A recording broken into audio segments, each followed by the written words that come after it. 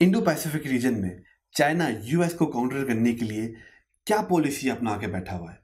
US China को counter करने के लिए क्या क्या गेम खेल रहा है? सी पैक की इस पूरे रीजन में और इस पूरी गेम में क्या अहमियत है?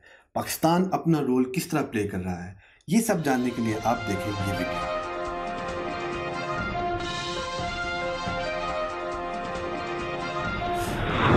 मैं हूं आपका होस्ट मोहम्मद उस्मान सलीम और आप देख रहे हैं क्रिटिकल एनालिसिस। आज का हमारा टॉपिक है geopolitical battle in Indo Pacific region. Asia Pacific region और Indo Pacific region, it is the most important geopolitical strategic location for US, for China and for India and for Pakistan as well. So in this video we will talk about the difference between Asia Pacific and Indo Pacific. In this video we will also talk about that why this region is so important for the whole world, especially for US and for China. At third point, we will talk about the strategies of US and China in that region, okay, how they are countering each other in that region. And at fourth point, we will talk about the recent moves which India and US has taken in this month of the year 2020. So let's start. So first we will talk about the difference. What is the difference between Asia Pacific and Indo Pacific? So we will try to understand it through the map. So you see in the map that the shaded area is the Indo Pacific region. So at one point at eastern side it will touch US, and then there is Australia in it, then ASEAN nation in the middle, and then African eastern coast, eastern part of the Africa. And then there is Oman coast, obviously Arab countries, then most important Pakistan and India. So this is the Indo-Pacific region. Now we will discuss the Asia-Pacific region. Now you see that in Asia-Pacific region there is also the inclusion of China and Russia. So ये दोनों nations जो हैं ये भी Asia Pacific के अंदर include होती हैं. बट इफ़ यू रिसेंटली जब हमने प्रीवियसली देखा कि जो इंडो पैसिफिक रीजन था उसमें चाइना और रशिया इंक्लूड नहीं है. So why USA using the term of Indo Pacific? Because USA जो है वो ये चाहता है कि एक ऐसे रीजन के बारे में डिस्कशन की जाए जहाँ पे उसका कोई राइवल ना हो. मतलब ना वो चाइना को उसमें रीजन में इंक्लूड करना चाहता है, ना वो रशिया को इंक्लूड करना चाहता है. और इंडो पैसिफिक रीजन के अंदर जो दो बड़े ममालिक हैं वो है ऑस्ट्रेलिया और इंडिया, जो कि दोनों अलाइज हैं. सो दैट इज़ वाई ये जो यूएसए है ये टर्म यूज़ करता है ज़्यादा अपने एकेडमिया में इंडो पैसिफिक रीजन का. So basically there is no difference, और there is a difference of two countries के एशिया पैसिफिक रीजन में चाइना भी इंक्लूड, रशिया भी इंक्लूड है, जो कि दोनों राइवल हैं और यूएसए के. सो बेसिकली एक ही रीजन है, लेकिन उसको थोड़ा सा तोड़ मरोड़ के पेश किया जाता है यूएसए की तरफ से. सो एट सेकंड नंबर हम डिस्कस करेंगे. I want to stop. We can't. Important. Why that region of Indo-Pacific is so important for the country? तो इसके बहुत सारे रीज़न हैं. इसके रीज़न एक ये है कि यहाँ पे बहुत ज़्यादा ट्रेड होती है.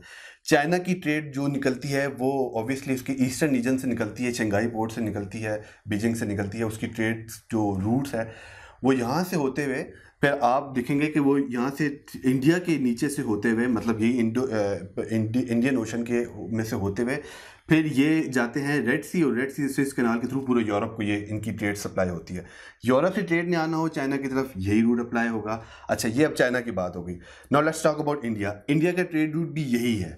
यहाँ से इंडिया अपने इंडियन ओशन से अगर यूरोप की तरफ जाएगा या अमेरिका की तरफ जाएगा या साउथ ईस्ट एशिया की तरफ जाएगा, आसियान नेशन की तरफ अपना ट्रेड लेके, तो वो ऑब्वियसली वो यही रूट, यही जो इंडियन ओशन है वही इस्तेमाल करेगा. तो ये लोकेशन बहुत ट्रेड के लिहाज से भी इम्पॉर्टेंट है. चाइना आपको पता है कितनी ज़्यादा ट्रेड करता है, इंडिया की ट्रेड भी आपके सामने है. यूएसए की जो वेस्टर्न कोस्ट से अगर ट्रेड आएगी इंडिया और चाइना की तरफ तो भी इस रीजन से होकर गुजरेगी. सो ट्रेड की वजह से ये रीजन बहुत इंपॉर्टेंट है. सेकेंड नंबर पर ऑयल है. ऑयल कंजम्पशन हम देखेंगे कि ऑयल जो है वो जो पर्शियन गल्फ है, जो कि अरेबियन गल्फ भी जिसको कहा जाता है, वहाँ से 1/3 ऑफ द ऑयल दुनिया का जितना भी प्रोड्यूस होता है वो वहाँ से निकलता है. एंड ऑब्वियसली जो सबसे बड़े कंज्यूमर हैं और बायर हैं पर्शियन गल्फ के ऑयल के, वो इंडिया है और चाइना है. अच्छा, वो ऑयल कहाँ से गुजरेगा? वो भी इसी रीजन से होकर गुजरेगा. इंडिया को जाएगा तभी इस रीजन में आएगा वो शिप्स, वो ऑयल लेन्स जो हैं वो भी इंडिया के लिए भी इस रीजन में आएंगी और चाइना के लिए भी इस रीजन में आएंगी। सो ऑयल की ट्रेड के लिहाज से भी ये रीजन बहुत इंपॉर्टेंट है। देन वी नो दैट जो the population of India, population of China, population of ASEAN countries, population of Pakistan, so population of America as well, so ये तकरीबन राउंड अबाउट 50% पॉपुलेशन कवर करता है ये इलाका। दुनिया की 50 आधी आबादी जो है दुनिया की इस रीजन में रहती है। तो पॉपुलेशन के लिहाज से भी ये रीजन बहुत ज़्यादा इंपॉर्टेंट है, ये इंडो पैसिफिक का रीजन या एशिया पैसिफिक रीजन, आपको जो भी मैंने आपको डिफरेंस बता दिया। अच्छा, let's talk about the strategies of US and China in that region. So first talk about the China की स्ट्रेटजी क्या है। चाइना की स्ट्रेटजी यहाँ पे जो उसको एक नाम दिया जाता है चाइना की स्ट्रेटजी को, वो है string of pearls. String of pearls यानी मोतिये का एक हार, जो चाइना ने यहाँ पे BRI के नाम पे बनाया है। अब वो क्या है, वो उसमें एक पोर्ट्स हैं, मतलब वो जो मोतिये हैं उस हार के अंदर वो पोर्ट्स हैं जो जगह जगह चाइना ने इस रीजन के अंदर बनाई है।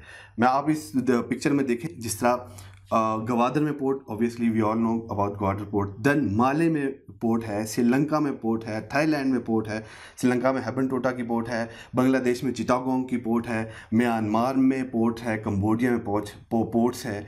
ये सारी पोर्ट्स जो हैं ये BRI के अंदर बनी है। फिर अफ्रीका के अंदर भी ऑब्वियसली पोर्ट्स हैं चाइना की।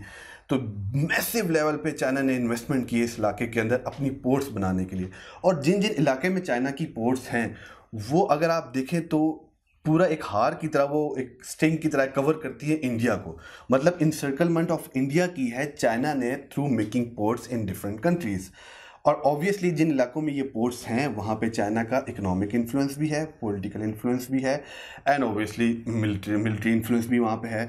ये पोर्ट्स जो यहाँ पे ट्रेड के नाम पे बनाई गई हैं, ये आगे जाके ऑब्वियसली ये मिलिट्राइजेशन ऑफ दीज पोर्ट्स होंगी, जो कि हमें नज़र आ रहा है कि गवादर में भी एक नेवल बेस बनी है, जिस खबरें आजकल आ रही हैं। सो जस्ट लाइक गवादर, ये हर जगह पे ये मिलिट्री प्रेजेंस भी यहाँ पे होगी। और इस तरह इस इलाके में चाइना अपना असर रसूख बढ़ा रहा है थ्रू पोर्ट्स। ये तो पहली स्ट्रिंग ऑफ पर्ल्स की स्ट्रेटजी है चाइना की, यूएस को और इंडिया को काउंटर करने के लिए। सेकेंड यहाँ पे जो एक बड़ी स्ट्रेटजी है वो है CPEC क्या है, मतलब आप अगर जिस तरह नक्शे में देखें कि रेड सी से ट्रेड की, अगर यूरोप से कोई ट्रेड आती है, ट्रेड के टैंक्स आ रहे हैं, क्या कहेंगे उसको, कंटेनर्स आ रहे हैं, ठीक है, वो बजाय इसके कि वो पूरा Arabian Sea, Indian Ocean, Bay of Bengal और स्ट्रेट ऑफ मलाक्का से होते हुए चाइना की तरफ जाए, वो इस तरह नहीं होगा। अब किस तरह होगा कि वो रेड सी से निकल के डायरेक्ट गवादर पे आएंगे और गवादर से CPEC के थ्रू चाइना के अंदर चले जाएंगे। सो इस तरह CPEC के थ्रू चाइना ने अपना पूरा ट्रेड रूट जो है वो भी, जिसमें इसको बहुत ज़्यादा खतरा था, जहाँ पे यूएस की प्रेजेंस है, इंडिया की प्रेजेंस है, ऑस्ट्रेलिया की प्रेजेंस है, उसको नलीफाई कर देगा। किस तरह? CPEC के थ्रू, कि डायरेक्ट वो रेड सी से निकल के बाबुल मंदब से आएगा और फिर वो गवादर में CPEC के अंदर चला जाएगा। अब एक और, अब हम ऑयल के लिहाज से देखते हैं। पर्शियन गल्फ से जो ऑयल चाइना के आएगा, जो भी ऑयल टैंकर्स होंगे, जो भी ऑयल टैंक होंगे, वो बजाय इसके कि पूरा इलाका कवर करते हुए जाएं, वो गवादर में आके रुकेंगे और गवादर के थ्रू वो CPEC के थ्रू वो चाइना के अंदर दाखिल हो जाएंगे। सो CPEC भी एक स्ट्रेटजी उसी BRI का हिस्सा है, जो स्ट्रिंग ऑफ पर्ल्स BRI के अंदर है, और BRI के अंदर एक और CPEC का भी प्रोजेक्ट है पूरा। तो ये चाइना की स्ट्रेटजी है। नाउ वी विल सी कि यूएस किस तरह काउंटर कर रहा है इस मूव को। अच्छा, यूएस की पहला मेन ऑब्जेक्टिव जो है यूएस का, वो है कि मेजर डिफेंस पार्टनर बनाना है अपना इंडिया को मेजर डिफेंस पार्टनर बनाना है, ठीक है। और उसके लिए उसने स्ट्रेटजिक एग्रीमेंट साइन किए हैं इंडिया के साथ, जिसमें से सबसे मशहूर और सबसे पहला जो 2016 अगस्त में साइन हुआ वो था logistic exchange memorandum of agreement, जो 29 अगस्त 2016 को साइन हुआ। और फिर उस एग्रीमेंट के थ्रू ये था कि दोनों इंडिया और यूएस अपनी मिलिट्री बेसिस एक दूसरे के इस्तेमाल के लिए एक्सचेंज कर सकते हैं, मतलब यूज़ कर सकते हैं फॉर द रीसप्लाइंग एंड मतलब जो भी रिपेयरिंग ऑफ द शिप्स, और फिर मिलिट्री जो भी इनके शिप्स होती हैं, नेवल शिप्स होती हैं, उनके लिए एक दूसरे की बेसिस इस्तेमाल कर सकते हैं, ठीक है। सेकंड नंबर पे इनका जो सितंबर 2018 में एग्रीमेंट साइन हुआ, उसको कहते हैं कॉमकासा, वो है communication compatibility and security agreement. इस एग्रीमेंट के तहत ये एक कम्युनिकेशन से हमें समझ आ गया कि ये इंटेलिजेंस शेयरिंग का एक एग्रीमेंट साइन हुआ है, जो कि चाइना के ख़िलाफ़ है। और इसमें एक लिस्ट ऑफ इक्विपमेंट्स बनाई गई है जिसकी इंफॉर्मेशन जो है वो यूएसए इंडिया को दिया करेगा जब इनकी आपस में ट्रेनिंग हुआ करेगी। एंड थर्ड नंबर पे अभी तक एक बड़ा मशहूर एक एग्रीमेंट है जो अभी तक साइन नहीं हुआ, लेकिन वो ऑब्वियसली वो साइन हो जाएगा। वो है basic exchange cooperation agreement between India and USA. ये नॉटिकल एरोनॉटिकल स्टफ और सर्विसेज की इंफॉर्मेशन के एक्सचेंज के लिहाज से है। उसके बाद ये तो इंडिया को डिफेंस मेजर पार्टनर बनाने के लिए जो एग्रीमेंट्स थे ये मैंने आपको बताया। नंबर सेकंड जो है Quad group, quadrilateral dialogue, Quad group, जिसमें 4 ममालिक शामिल हैं, जिसमें शामिल है जापान, जिसमें शामिल है इंडिया, ऑस्ट्रेलिया एंड यूएस। ये इंडो पैसिफिक और एशिया पैसिफिक के 4 बड़े ममालिक हैं जो कि चाइना के खिलाफ इकट्ठे हुए हैं, उनको क्वाड ग्रुप कहा जाता है। इनके साथ यूएसए की मिलिट्री, इकोनॉमिक और पॉलिटिकल जो लेवल की जो कोऑपरेशन है ये बहुत ज़्यादा है, और ये कोऑपरेशन भी सारी चाइना के अगेंस्ट है।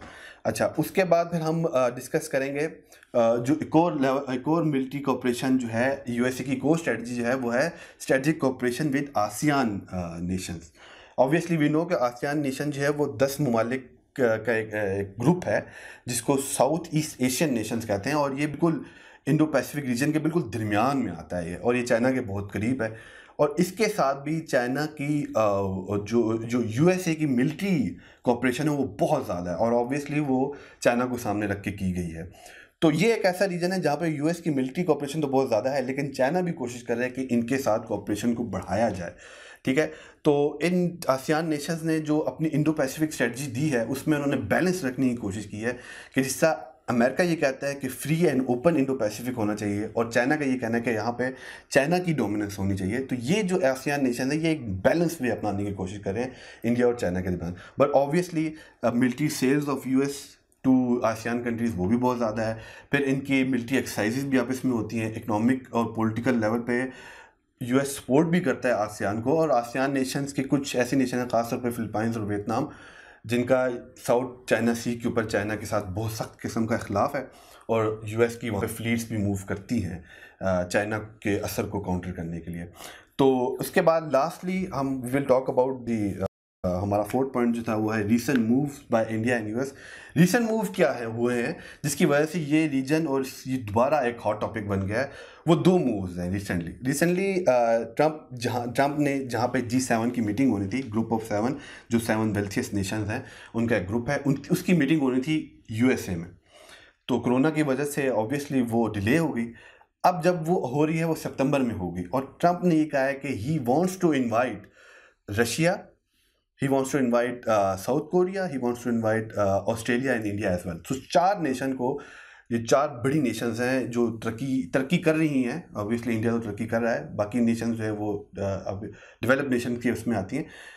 तो इनको जो है वो ट्रंप ने कहा है कि उसको G7 में इंक्लूड किया जाए। अब इस पे चाइना जो है वो बहुत एंग्री हुआ है। अगर आप इसको जियो पॉलिटिकल लिहाज से देखें तो रशिया चाइना के नॉर्थ में है, और फिर साउथ कोरिया बिल्कुल चाइना के साथ ईस्टर्न साइड पे, साउथ साइड पे इंडिया, और फिर ऑस्ट्रेलिया भी ऑल नो कि इस इंडो पैसिफिक रीजन में कितना बड़ा प्लेयर है। सो इस तरह एक पॉलिटिकली एक मूव खेला है ट्रंप ने चाइना को इस रीजन में आइसोलेट करने के लिए। सेकंड मूव क्या हुआ है? सेकंड मूव ये हुआ है कि ऑस्ट्रेलिया और इंडिया की आपस में एक म्यूचुअल लॉजिस्टिक एक्सचेंज का एग्रीमेंट साइन हुआ है 4 जून 2020, रिसेंटली अभी साइन हुआ है। तो उसमें क्या है, उन्होंने भी इसमें अपनी जो बेसिस हैं उनको एक्सचेंज करने के लिए, एक दूसरे की यूज़ करने के लिए ये एक एग्रीमेंट उन्होंने साइन किया है। तो जिसकी वजह से मतलब इसकी स्ट्रेटजिक इंपॉर्टेंस इसलिए है कि ये ऑब्वियसली ये काउंटर करने के लिए, चाइना को काउंटर करने के लिए एक दूसरे की मिलिट्री बेसिस यूज़ करने का ये एग्रीमेंट बहुत बड़ा एग्रीमेंट है जो चाइना के खिलाफ इस रीजन में चाइना को एक तरीके से इंसर्कल करने के लिए ये हुआ है। तो लास्ट एक और न्यूज़ जो सबसे इंपॉर्टेंट न्यूज़ है वो ये है कि मालाबार नेवल एक्सरसाइज होती है इंडिया के अंदर, जिसमें इंडिया भी होता है, जापान भी होता है और यूएसए होता है। अब उसमें ऑस्ट्रेलिया को भी शामिल किया गया है। सो ये क्वाड ग्रुप की जो रियलिटी थी, मैंने आपको बताया कि 4 ममालिक जो चाइना के खिलाफ हैं वो मिल के जो है वो अब मतलब उनकी प्रैक्टिकल एक्सरसाइजेज भी शुरू हो गई हैं कि वो चाइना को इंसर्कल करने की, कंटेन करने की कोशिश कर रहे हैं इस रीजन के अंदर। लास्ट में मैं कंक्लूड इस बात से पाकिस्तान के पर्सपेक्टिव से ये कंक्लूड करने की कोशिश करूँगा कि आप देखें कि सी पैक जो है ना, मैंने आपको बताया कि it's a central point of this game. Why we say कि CPEC is a game changer, मैंने आपको समझाया कि वो इस पूरे रीजन से अगर चाइना को कोई चीज़ बचाएगी तो वो सी पैक बचाएगी, कि वो एक सेफ रूट है, इसीलिए पाकिस्तान के लिए भी वो गेम चेंजर है, इकोनॉमिकली नहीं तो डिफेंस के लिहाज से बहुत बड़ा गेम चेंजर है, क्योंकि ऑब्वियसली अगर यहाँ पे सी पैक होगा तो चाइनीज़ मिलिट्री उसको जिसे कहें वो डिफेंस देगी और पाकिस्तान को डिफेंस के लिए एक बहुत बड़ा ये एक्सपोर्ट मिलेगी। और मेरे ख्याल में पाकिस्तानी इस्टेब्लिशमेंट ने सी पैक साइन ही इसलिए किया है कि उसको डिफेंस के लिहाज से मैसिव सपोर्ट मिलेगी। वो सी पैक इकोनॉमिक लिहाज से उतना गेम चेंजर नहीं है जितना डिफेंस के लिहाज से। Thank you so much for watching. अगर आपको मेरी ये वीडियो पसंद आई तो लाइक करें, शेयर करें, मेरे चैनल को सब्सक्राइब करें और बेल आइकन को ज़रूर क्लिक करें।